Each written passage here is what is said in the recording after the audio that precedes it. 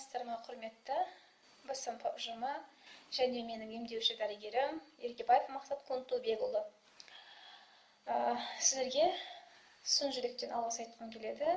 Өйткені мен БСМП-ға қандай күйде барғанымды өзге адам білмесе де өзім жақсы білем, өзіме жақсы аян. Өз аяғымнан тұра алмай, бір емес екі скорыймен барғанмын. Қазіргі таңда өз аяғымнан тұрып, міне дәл бүгінгі күні өз еркіммен отыра алатын болдым. Сол үшін ең бірінші Аллаға, екінші нейрохирург дәрігер Мақсат Күнтубекұлына алғыс айтамын. Өйткені ол кісінің еңбегі зор болды мен үшін. Сол үшін рахмет. Барлығыңызға тілерім, қолдарыңыз ешқашан дерт көрмесін, жандарыңыз жамандық көрмесін, маған жасаған жақсылықтарыңыз сіздерге Алладан екі есе болып қайтсын. Сіздердің кигендеріңіз алғыстан киген тон болсын, халықтан ылғи бата алып, биіктен көрініңіздер. Ең соңында алар орындарыңыз шынар шын болсын.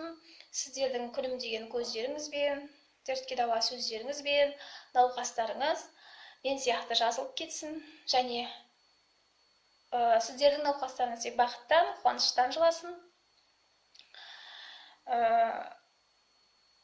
жыласын.